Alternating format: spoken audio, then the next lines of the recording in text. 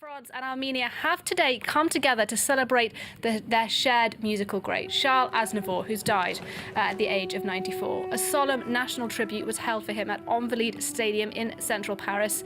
Emmanuel Macron and his Armenian counterpart Nicole Pashinyan leading those commemorations, Macron calling him one of France's poets, while Pashinyan described Aznavour as a great artist and a humanist. Let's take a listen then to both of those leaders speaking at the ceremony.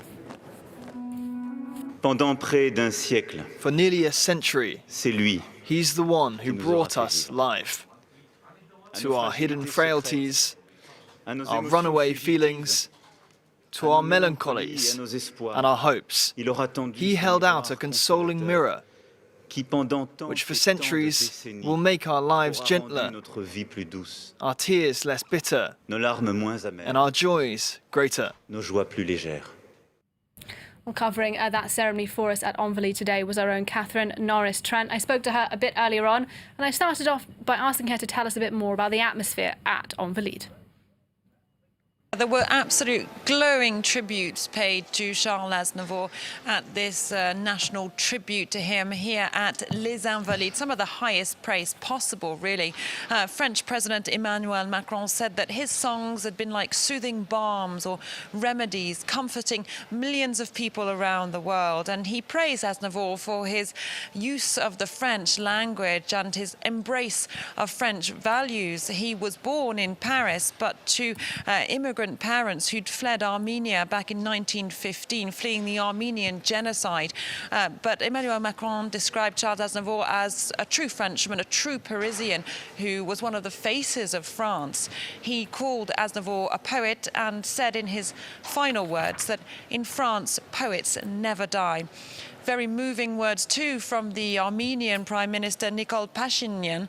He said that Armenians had an infinite love inside them for Charles Aznavour and spoke about the National Day of Mourning, which is being observed in Armenia for the legend that is Charles Aznavour there. Several streets and city squares named after him, statues of him erected. So a huge loss for many people in both France and Armenia and around the world today. Catherine, though, we had been hearing there was a little bit of scepticism, though, regarding this ceremony. Some people feeling perhaps it didn't represent the colourful nature of Aznavour's life. Absolutely. Charles Aznavour had a showbiz career for 8 decades. He started out as a child actor and then was involved in cabaret during the Second World War in Paris and had a very colourful life indeed, hanging around with some of the biggest stars in the entertainment world for decades, very close to Edith Piaf, but also in Hollywood and friends with Americans such as Ray Charles and Sammy Davis Jr., Liza Minnelli. And there were some scepticism that today's very official military ceremony didn't reflect the colourful life that he led, the very vibrant life that he led. He'd always been seeking to break taboos, singing about subjects such as sexuality. One of his best-known songs was about a gay transvestite man in a time when that was still very taboo. And indeed, Charles Aznavour himself had said before he died that he wanted his funeral to be as short as possible. So some people saying perhaps that those wishes not taken into account.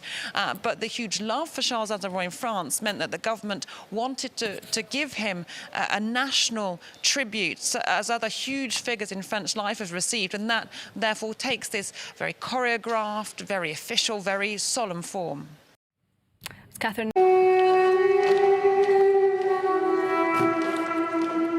The sounds of the Armenian flute accompany Charles Aznavour as the singer's casket is carried through the courtyard of Les Invalides.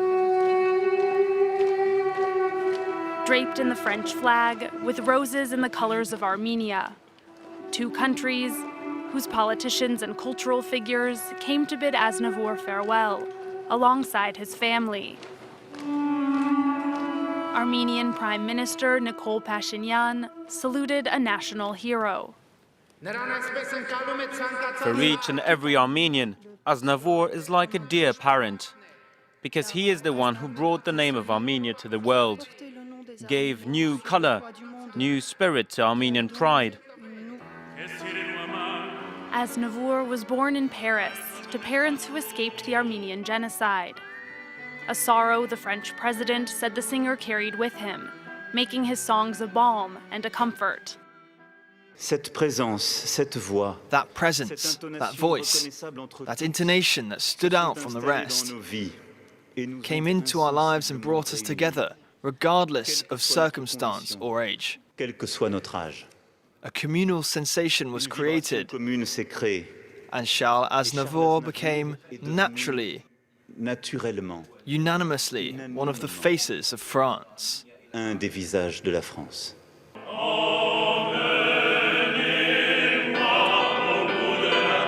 The singer's coffin was guided out with his song Emmenez-moi, Take Me. When it finished, the crowd broke out into spontaneous applause, giving their star a final standing ovation.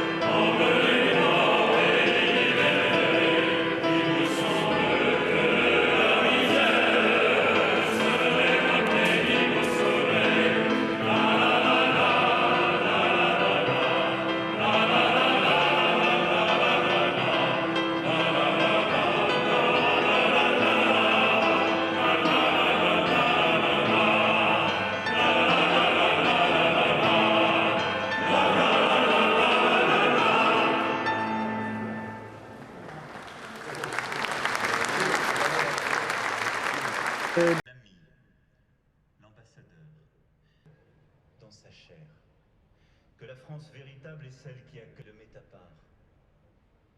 Et plus tard, pour sa sobriété, son inquiétude. Je me rends compte que c'était un des rares chanteurs dont j'écoutais les paroles, quoi. C'était un grand acteur aussi, même dans ses chansons. C'est un des derniers grands qui... Voilà, je pense que ce genre de chanteur n'existera peut-être plus, quoi. Pour tout ce qu'il nous a offert, je pense que c'était la moindre des choses de venir ici. Moi, j'ai découvert Aznavour quand j'avais 7 ans, si je ne m'abuse. et l'amour ne s'est jamais tari avec le temps. À l'époque, on ne connaissait pas l'arménien. Et donc Aznavour a permis de faire reconnaître l'Arménie, l'art des Arméniens. C'était une référence. Ça a été une aide pour chacun d'entre nous. Je pense que c'est quelque chose de très très fort.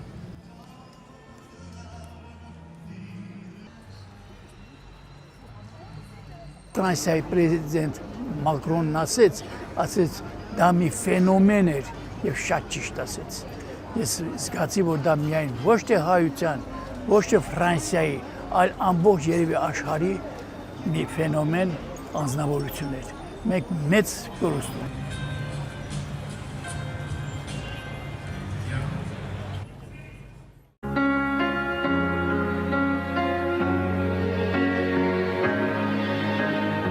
She may be the face I can't forget, a trace of pleasure or regret, maybe my treasure or the pride. Charles Aznavour singing She back in 1974. The French crooner got his start as a boy. His big break would come when Edith Piaf asked him to tour 8 decades later.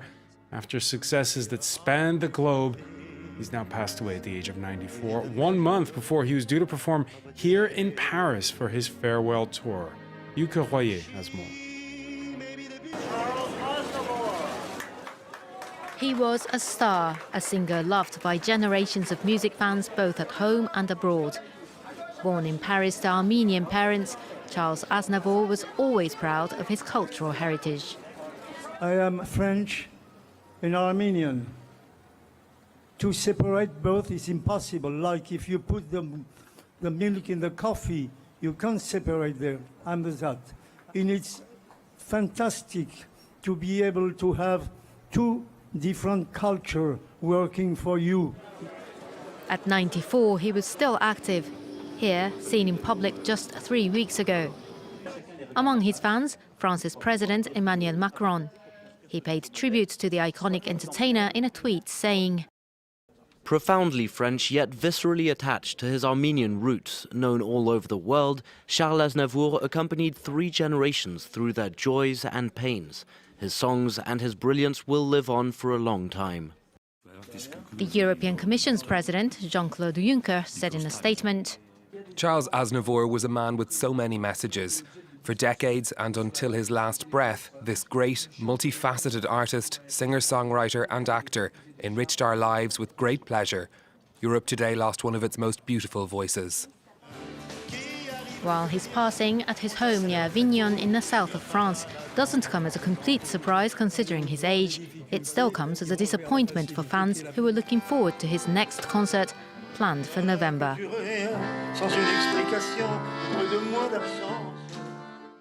Our coverage begins with France 24's Ashrin Verdian. Some called him the French Frank Sinatra. Is that a fair comparison? I don't know about this precise comparison, but it's true that he had, you know, an international reputation compared to other French artists, like, for instance, Johnny Hallyday, whom less than a year ago we've lost France's most famous rocker, but he wasn't as well known outside of our borders. No, absolutely not. Aznavour was known internationally.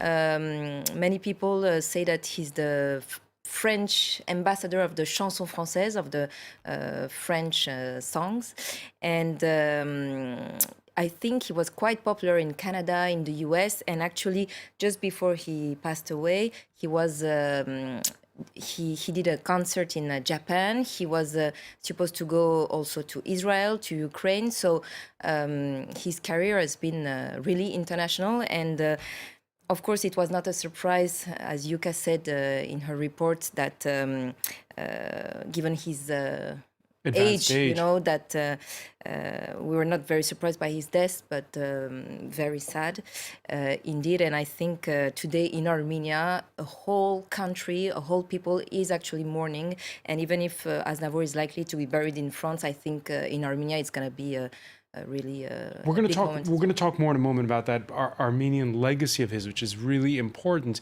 Just to point out, he wasn't just a singer. Charles Aznavour starred, for instance, in François Truffaut's iconic 1960 new wave classic Shoot the Piano Player.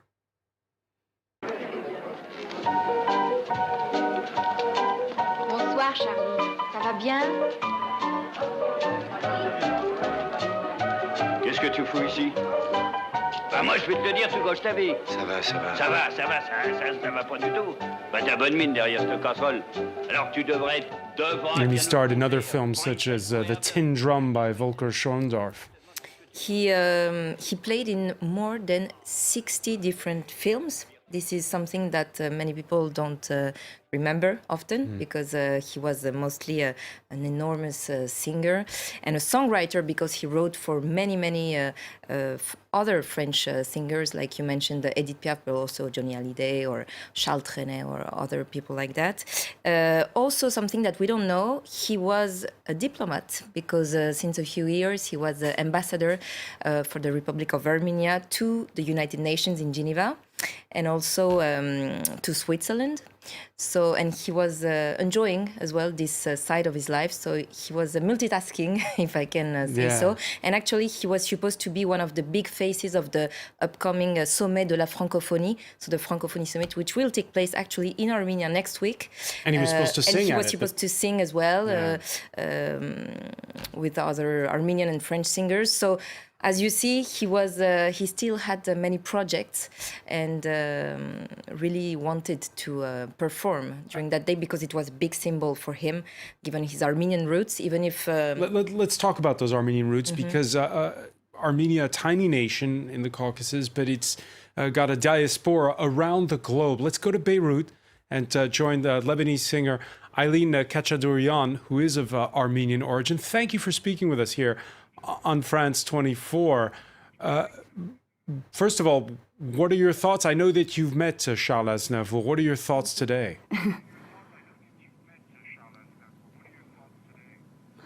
Well, I think like all the Armenians in the world, the Armenians are mourning a huge loss.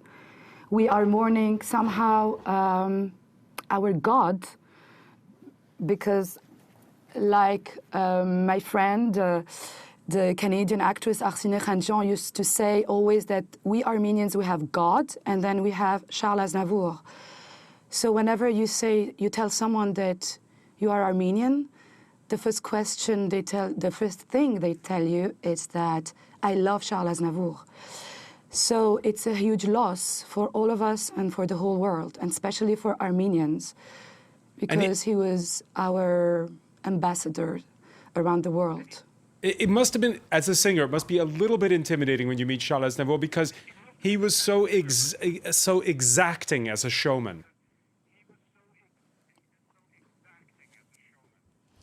Yes, I met him when I got the award of the Best Rock Album in Los Angeles, and he was the president of the ceremony. And then I met him personally, where I offered him my album. He was very surprised that I was performing in Armenian, and he had a little laugh when he saw that the title on my album was in Armenian, and he told me, "Wow, you have guts to do that." He was very, very decent, sweet. He was getting already a little bit old. It was 9 years ago already. Let's take a listen to Charles Aznavour singing one of his classics, La Bohème. Je vous parle d'un temps que les moins de 20 ans ne peuvent pas connaître. Montmartre en ce temps-là accrochait des lilas jusque sous nos fenêtres, et si l'humble garni qui nous servait de nid ne payait pas de mine. C'est là qu'on s'est connus, moi qui criais famine.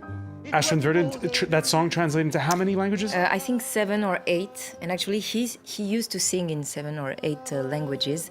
He was helped, of course, and trained, but that shows just how universal that contributed a figure. to his international reputation as well. Aylin Kachadurian, I was reading today an interview with Liza Minnelli, who said that Charles Aznavour really taught her about singing because he taught her the art of storytelling in song.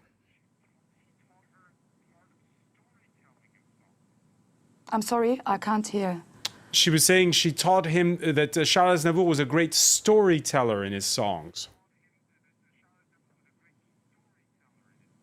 Yes, he was a great storyteller, and he was someone who would sing about ordinary people as well. Although he was this this huge monstre de la musique française, but he used to talk and to sing about everyday's life, about normal things, so everybody could identify himself or herself to what he used to sing.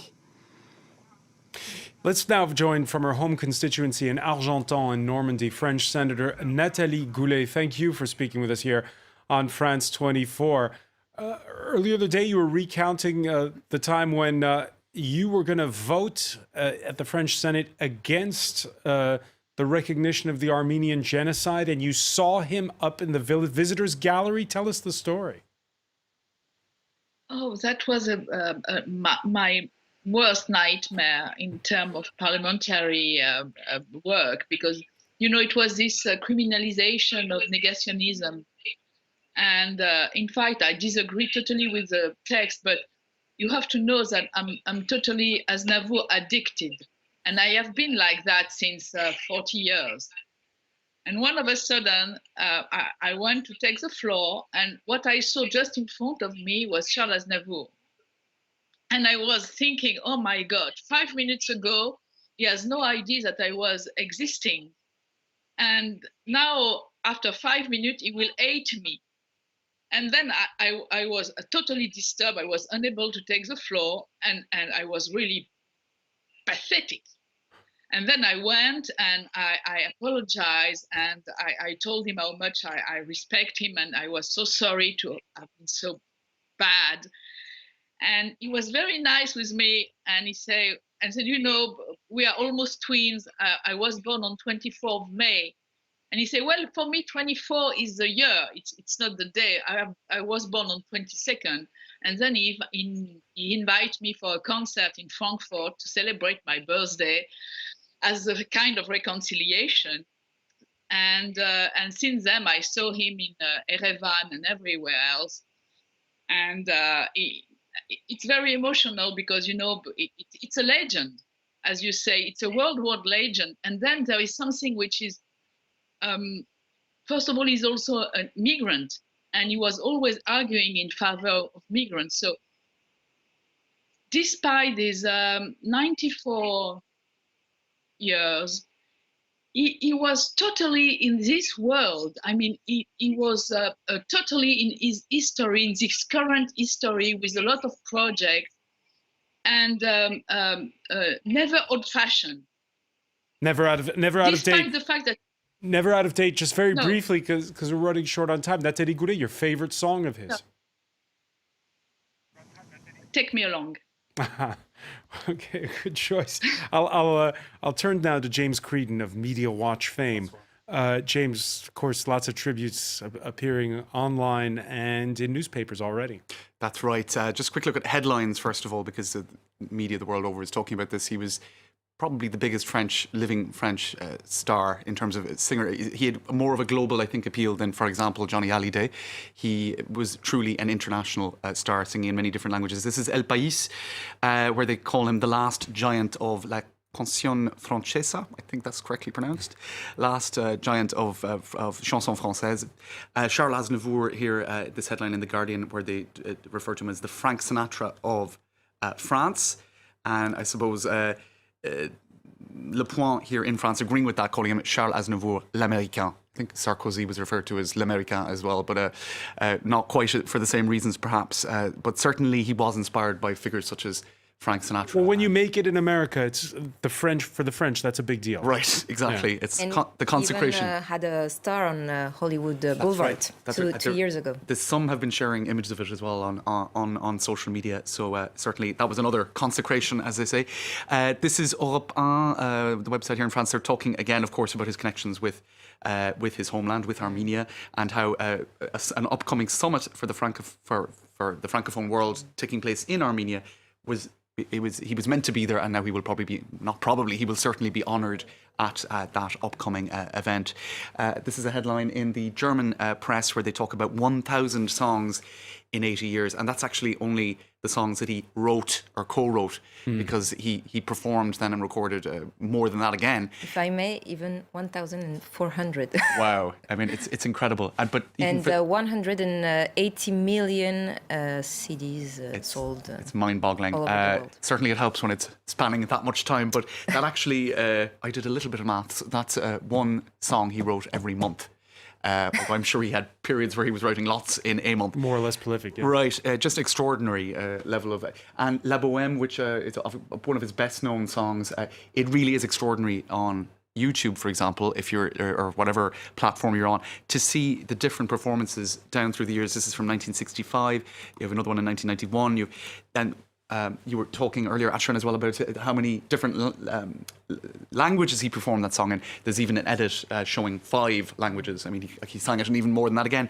Look, there's way too much to say on this. Emmanuel Macron has been tweeting what you could expect, his homage. And of course, the head of government as well, Nicole Pashinyan, has put up a very moving tribute on Facebook. Eileen Kachadouyan, before we let you go, what's your favourite song of Charles Aznavour? Comme ils disent, because I think that he was one of the first performers to sing about homosexuality at the time. It was in the 70s, and he had the guts to sing about this, and I love this song. Eileen Kachadouyan, I want to thank you so much for joining us from Beirut. I want to thank as well Ashran Verdian, James Creedon, and we'll have more coverage, and there is more coverage on our website, france24.com. Time to take a look now at the international newspapers. Laurent Bersteker has been reading them for us and is going to give us a glimpse of some of the best articles. Morning, Laurent. Let's start here in France, and there's a common theme on the front page of pretty much all the national papers. It is honouring the iconic singer Charles Aznavour. Well, he was immensely popular in France, and almost every single French newspaper has him on its front page today, starting with Le Parisien that you just showed, which pays tribute to the formidable life led by the Franco-Armenian. It's also a reference to one of his songs. The man who was a singer, but also an actor, an activist, and a diplomat. Left-leaning Libération also dedicates 10 pages to Aznavour, including an editorial that underscores the influence he had on French culture and French life, especially during the 60s and 70s. He incarnated a particular kind of French dream, a man who didn't seem to have much going for him to succeed, not a particularly stunning voice, beauty, or presence, but who at the age of 30 was still largely unknown to the French public, but who became a superstar in the end. And we also have a right-leaning daily, Le Figaro, who's one of many to dedicate its front page to Aznavour, including an article that underlines the importance of his Armenian roots. He became known as the voice of Armenia and was very close to his country of origin, especially later in his life, advocating on behalf of the country and representing it in France, in Switzerland, and in the United Nations as well. Indeed, a very heavy coverage of the passing of Charles Aznavour. 8 pages in Le Parisien, I believe 10 in Libération. The French all over it, but he's famous well beyond France. A lot of reactions, I imagine, in the foreign media as well. That's right. And we can see in a Lebanese daily, L'Orient Le Jour, also a cartoon of Aznavour on the front page, titled Aznavour au bout de la terre, the name of one of his songs, which means till the end of the earth. And it's an homage to his ability to look beyond borders, and well, especially in Lebanon, where he visited several times and where he was very much loved. The New York Times also pays tribute to Aznavour, a man who said he wanted to live to be 100, and who in the end came pretty close. Indeed, and even had another concert scheduled, so he was singing right up until the end. Well, let's move on, Laurent, now to Spain, where in Catalonia, thousands have taken to the streets again, marking the one-year anniversary of that banned independence referendum. Well, yes, and well, as you probably expect, it wasn't all a peaceful protest yesterday, with many Catalans still angry at the way police dealt with the referendum last year. We can see in El País protesters storming the parliament with the headline that police had to charge in to prevent radical separatists from taking over the building.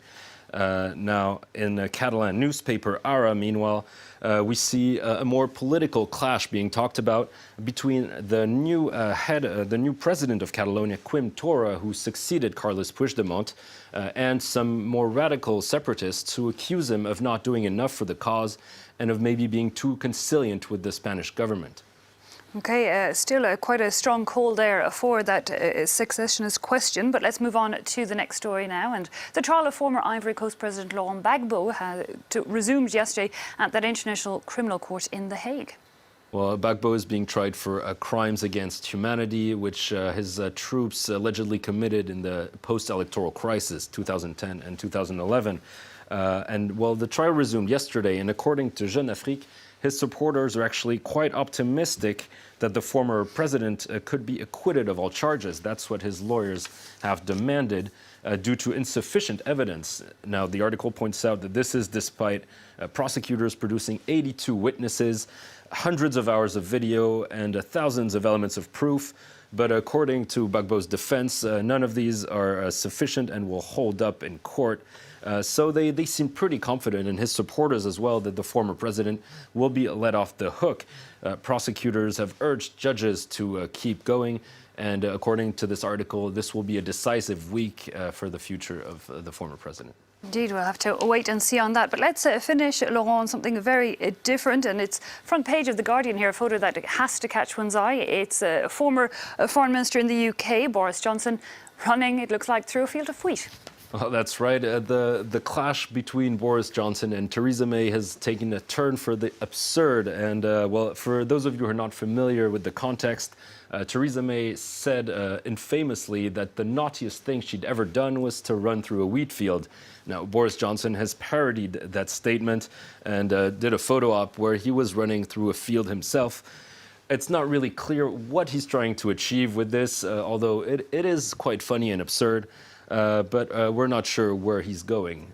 OK, well, and of course, all eyes will be on that Boris Johnson this Tuesday as he makes his speech to that Conservative Party conference in Birmingham. Laurent, thanks a lot for picking out the best bits of the international newspapers there.